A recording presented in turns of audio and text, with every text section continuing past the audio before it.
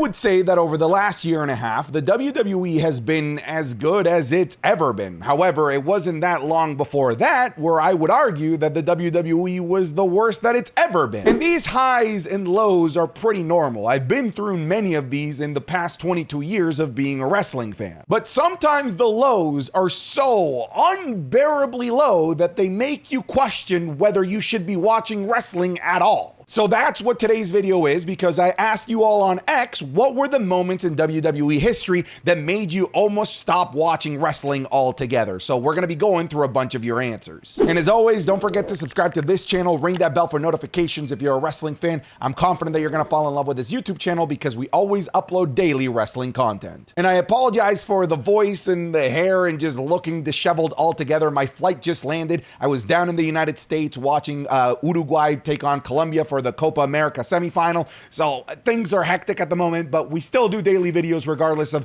what the situation is. So we're going to persevere through. Let's jump into it. This one was submitted a lot, which was The Rock taking Cody Rhodes' WrestleMania main event spot earlier this year. Now we know with the power of hindsight that this ended up working out for the best. It gave us arguably the greatest main event in the history of WrestleMania. That WrestleMania 40 main event is absolutely legendary. However, in the moment, as it was happening, the cuckening of Cody Rhodes was a problem because it felt like the WWE was just shitting on this 2-year-long storyline and telling us that it didn't matter because The Rock was here, and if The Rock is here, he's gonna get what he wants. That's the message that felt like we were getting from the WWE. This is why people were so mad. We took to social media, the hashtag We Want Cody movement started going, and why the WWE ultimately ended up pivoting the way that they did. Don't let that documentary fool you. I'm pretty confident that it was a pivot caused by the fans, not the ultimate end goal, folks. Again, it did work out for the best,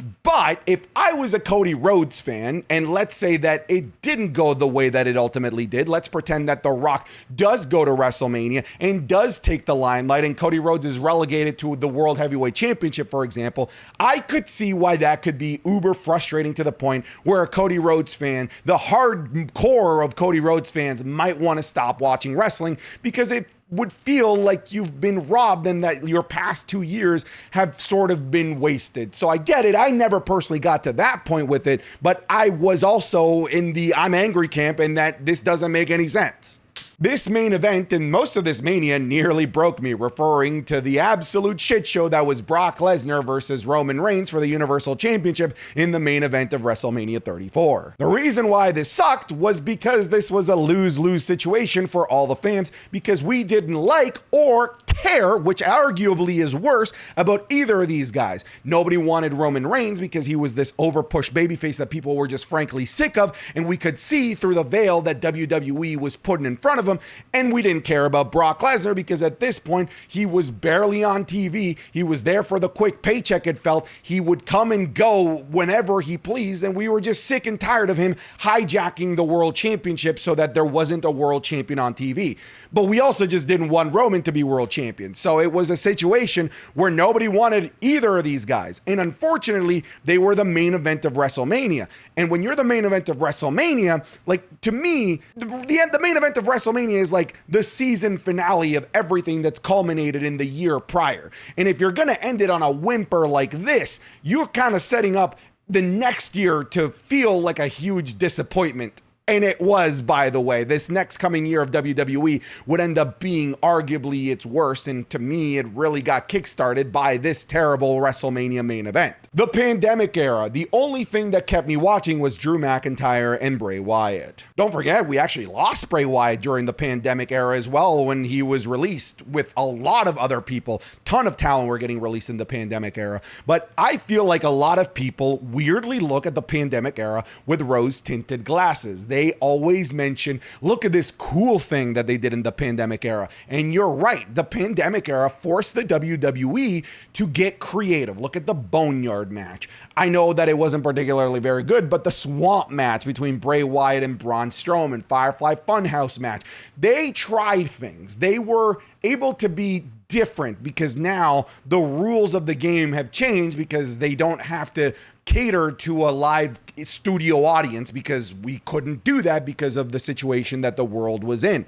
However, for every one good thing about the pandemic era, there was 100 that were bad. And the main one is that there were no fans. WWE just is not anywhere near as entertaining when you don't have fan reactions. They tried with the Thunderdome. They tried by having the faces of WWE fans around the world in the arena, which was a cool attempt. It was a cool touch. It was a nice nod of creativity from the WWE's point, but it wasn't anything that they could help with because no fans in the arena diminishes the experience of people watching at home by like 100% fold.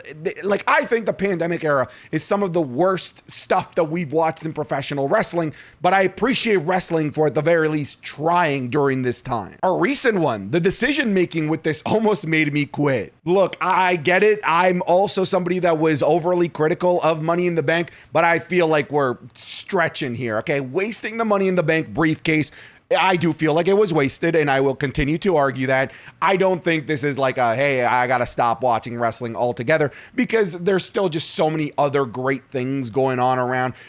Yes, they use the briefcase to build up an already great story, but that means there's a great story going on in Drew McIntyre, Seth Rollins, and CM Punk, so there's that to look forward to. I know that Jey Uso didn't win, and I get it. Sometimes booking decisions can be a bummer, but I don't think that this is to the point where anybody should even start to consider not watching wrestling. Jinder Mahal winning the WWE champion. This actually did make me stop watching wrestling for almost 6 years. I mean, I can't really defend this choice by the WWE. I understand not watching wrestling when you're not interested in the champions. I've actually been there. I feel like I stopped watching SmackDown altogether in the early 2010s when Jack Swagger was the champion. That's just frankly not particularly very interesting. I had a hard time watching when Alberto Del Rio was champion. I didn't find it particularly very interesting. I stopped watching SmackDown altogether when the Great Khali was champion. I didn't find him very interesting. So I'm actually with you. Like, if you don't like the champion, if you don't like who's being presented to you, then I feel like you have every right to click off. 6 years though, dude. To be fair, it means you missed like the worst era of professional wrestling. So maybe you should be thanking Jinder Mahal for making sure that you don't watch the rest of the garbage that would come in 2019. Dear God. We've got a couple from 2019 that you guys sent in too. CM Punk walking out of the 2014 Royal Rumble made me a casual, quote, YouTube fan for about 6 years. Just like if you don't like the people that are on screen, I think is a justifiable reason to not watch WWE, the people who aren't on screen that you really like, I think is also a good reason to not watch a product. I feel like I understand where you're coming from. If CM Punk was your dude, if CM Punk was your favorite, losing CM Punk, I think, is a fair reason to not want to tune in to WWE TV. I can't argue with you. I picked this because I like what you said about becoming a casual YouTube fan, because I felt like I've been a casual YouTube fan in numerous moments throughout the WWE. 2019 to me was so bad that I became a casual YouTube fan as well. What does that mean? That means I wasn't watching Raw or SmackDown when it aired. I would just wait for the YouTube highlights because there was no way that I could subject myself to 5 hours of terrible WWE programming. Instead, I would brain rot myself with 30 minutes worth of YouTube videos throughout the week instead. That's what a casual YouTube fan is. And it's funny that you brought that up because I feel like I've been there, and I bet that at some point or another, a ton of you guys that are watching this video have also been casual YouTube fans of WWE. Easy, referring to Goldberg beating the Fiend. This is, to this day, I think one of the worst booking decisions of all time. It honestly started with making the Fiend champion in the first place. He should have never cared about material things. I'll continue to stand on that. But then having him lose quickly in like 4 minutes to Goldberg, why? I do not understand. Like, they're in this early era of Saudi shows, they made just the most bizarre decisions that would impact WWE programming in the most negative ways. Having Goldberg as your champion just is not a draw. Like, no one wanted this. And beating the Fiend in the way that he did humanized him in a way where he lost a lot of that allure, a lot of that scariness that was behind him. So if you loved the Fiend Bray Wyatt, which a lot of people did, it was admittedly the coolest thing going on in WWE in 2019 when there was nothing fucking cool. Then they took the one thing that you like, they took it out back, shot it in the back of the head in Saudi Arabia. I can understand why you might not want to watch wrestling anymore. Oh my God! God! You hear the music? I do! He's literally making a pizza! To this day, it's still infuriating how this ended. This is crazy. Oh my God. Oh, yeah. I told you to go to that table. Folks, that was a sneak peek of this week's Wrestling is Cool Match Club, which is available exclusively on patreon.com/SantiZap. This week, you're going to be getting Edge versus Mick Foley at WrestleMania 22. A match involving a guy that makes pizza during his matches. The Undertaker versus Kurt Angle at No Way Out 2006. CM Punk versus John Cena at Raw 1000. And the famous Bad Bunny versus Damian Priest at Backlash 2023. You get all of this, including the Wrestling is Cool podcast 3 days early, the Raw reviews, SmackDown reviews, and more. So if you want all of that extra value, all of those videos that we simply cannot show on YouTube, come on over to patreon.com/SantiZap. I'll put the link in the description, or it'll be the link in the pinned comment. Come check it out. Even try just for 1 month. I'm confident that you're going to fall in love with it. Back to the video. John Cena announcing his retirement. I understand the sadness behind it, and I know plenty of Attitude Era fans that stopped watching when Stone Cold stopped appearing on TV or when The Rock stopped appearing on TV. So this is another common reason as to why people fall out of love with WWE, because the person that helped them become a WWE fan, the person that they grew up with, retires. It happens. It's just how people cycle in and out of being wrestling fans. I'm not going to stop watching wrestling because John Cena is retiring, because I've fallen in love with so many other characters, but I get it. I understand where you're coming from. Like, if this is your childhood, if this is your hero, if he's disappearing and this is the thing that you love the most, then perhaps. I will say, I feel like it's a different situation because he was already a part-timer. So if you've been watching WWE on a regular basis over the last couple of years, I'd be shocked if you aren't hooked on the other aspects of wrestling that aren't named John Cena at this point. This right here, referring to Kofi Kingston getting squashed by Brock Lesnar in the first episode of SmackDown on Fox. When I say squashed, I don't mean that it was like 5 minutes of Brock Lesnar destroying Kofi Kingston. This was 8 seconds. It was an F5 to start the match, and it ended the match. It was insulting to wrestling fans. This was Kofi Kingston. This is a legend of the business. This is a guy that went through the most heartfelt, most interesting narrative that we've seen a WWE superstar go through to reach the top of the mountain, and he did. And when he became champion, he became a fighting champion, defending against the likes of Randy Orton even. So to have Brock Lesnar, who, by the way, we already talked about it before with his WrestleMania 34 main event against Roman Reigns, people already disliked because of his part-time nature. For him to come back, being part-time, squash in 5 seconds the full-time champion, is just the most demoralizing thing, not just for Kofi Kingston fans, but for fans of the WWE in general. And they did it for what? A quick ratings boost on WWE on Fox. It was the most asinine and frankly just sad decision that I've seen in WWE booking in such a long time. It completely and utterly destroyed Kofi Kingston, who, by the way, never got his rematch. Okay, when is that rematch clause due, Vince? When is it? Tell me. But yeah, this absolutely fucking sucked. Goldberg winning championships from guys who had a lot left to do as champion. We already talked about The Fiend, but there was also Kevin Owens. Like, this was a weird time, y'all. 2019, 2018, 2020, where all of the sudden Vince was just in love with Goldberg, which, by the way, you missed your chance to be in love with Goldberg back in 2003 when he came over from WCW, and WWE fans actually wanted you to push Goldberg, but instead you had him job out to Triple H every other other corner. I don't understand why it took Vince McMahon 17 fucking years to finally want to push Goldberg when nobody wanted Goldberg. This man's timing when it comes to realizing when somebody is a commodity was wildly off. Having him beat The Fiend and Kevin Owens, two up-and-coming guys, two next stars up at bat, to Goldberg. I don't get it. I remember I was super upset with this result. And after the worst year of WWE, I decided to stop and take a break from wrestling. Yeah, we've talked about it already. The worst year of professional wrestling, at the very least, it has to be in the conversation, is 2019. And when we talk about 2019, we have to talk about a Hell in a Cell match ending in a no contest because The Fiend was getting too beat up by Seth Rollins. I don't get it, bro. They were making the worst possible decisions in 2019.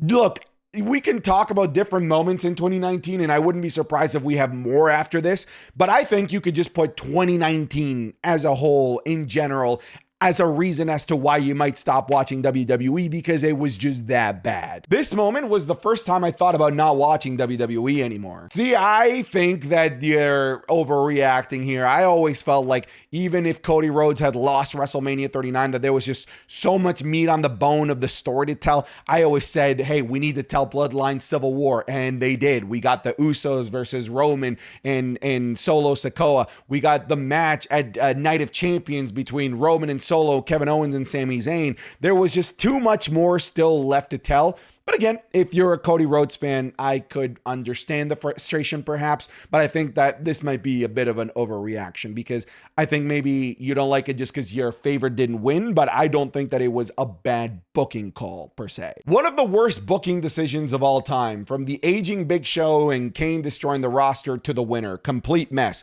referring to the famous or infamous 2015 Royal Rumble match where the final four were Rusev, Big Show, Kane, and Roman Reigns, and The Rock came out to help Roman Reigns pick up the victory. There are a lot of people that come back for the big four PLEs, Royal Rumble being one of those. And if you are one of those casual fans that tuned in to the Royal Rumble that night, I could see you not wanting to tune back in again for whatever the build up to WrestleMania is, because this was the most forced down your throat shit that we have ever seen. The main event of WrestleMania admittedly ended up being fantastic. So if you missed out on WrestleMania 31, you missed out on one of the best WrestleManias ever. But this is what happens when you make such bad decisions. And the execution of this bad decision made the bad decision even more bad, because the execution was legendarily bad by having the Big Show and Kane eliminate all of your favorites, leaving Roman Reigns to, I guess, by default, be the favorite, but still nobody wanted it to happen. So if you're one of those casuals that only watch the Royal Rumble, I could see why you wouldn't want to tune in beyond this. Those message stones still haunt me in my dreams, referring to the anonymous Raw general manager. Yeah, the Raw general manager stuff was terrible, and frankly, 2019 is in contention for being the worst year ever.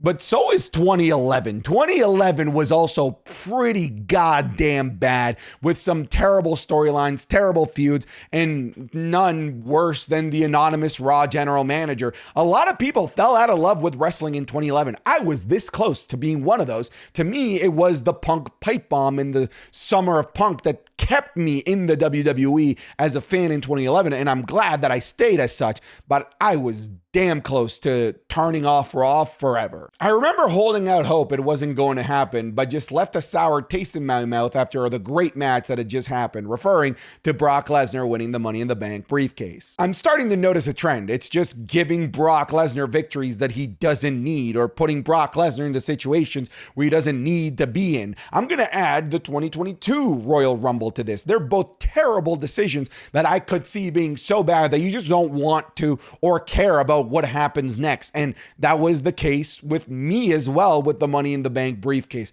Again, I'm telling you, this was just a bad time to be a wrestling fan. This was the moment when I literally stopped watching wrestling for a while, referring to the Bray Wyatt release, but I'll add to it. This was the time where so many people were being released left, right, and center, to the point where maybe one of or several of your favorite WWE superstars were no longer with the WWE. This was also the time where the darlings of NXT Black and Gold were being sent to the main roster only to be released not that long afterwards and then going over to AEW, which is where a lot of people stopped watching WWE and started tuning over to AEW instead. So this was WWE inadvertently making fans of the other product, their competitor in AEW. Nothing has ever come close. I'll sit through a WWE Dark Ages again if it meant Taker never lost to him, referring to the streak being beaten by Brock Lesnar at WrestleMania 30. I don't think that this was bad enough to ever make anyone contemplate stopping watching wrestling altogether,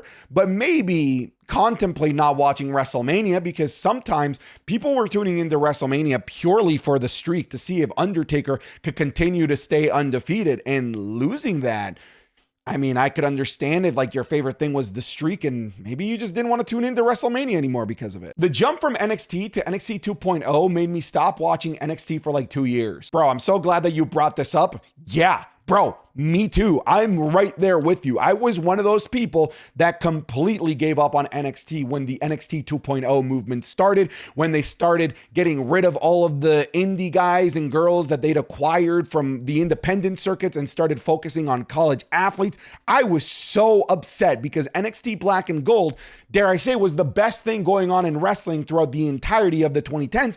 And the WWE owned it, and the very WWE took it out back and shot it, completely bastardized it, and gave us something that was entirely unrecognizable from the brand that we loved. This was a clinic on how to kill a brand. Like, this should be a marketing study at any prestigious university as to how to not handle a brand. Luckily, the WWE got out of this. The new era of NXT is fantastic. And a lot of people are coming back to NXT now because they took this long hiatus because of NXT 2.0. You are 100% on the nose here. This was an abomination, referring to DX versus the Brothers of Destruction. I'll just add like all of the late 2010 Saudi shows on here. That's just what I'll say. All of them I could see giving people cause and reason to not want to watch wrestling anymore. At the very least, it was matches like these that made me not tune into Saudi shows in general. So it did a little bit in terms of stopping me from watching specific aspects of WWE, at least. At this moment, I question if I really loved wrestling anymore. I still cannot fathom it happened considering where Roman is now. This was probably my least enjoyable time as a wrestling fan. Referring to Dolph Ziggler and Baron Corbin covering the big dog Roman Reigns in dog food, a decision that has Vince McMahon written on it from head to toe. I think one of the reasons that could cause people to stop watching wrestling is when it gets too cringe, to the point where you're not proud to be a wrestling fan. You're not proud to tell people to come tune in with you. You're not proud to tell the world that you're a wrestling fan. And it's moments like these that put you into that state of mind. I don't want people walking in on me watching wrestling and this is what's happening, because they're going to question why this is my form of entertainment. And understandably so, because this is some of the hottest piece of garbage that the WWE has ever produced. All right, folks, thank you so much for watching and submitting your answers. I'll see you in the next video. I'm done. Get out of here.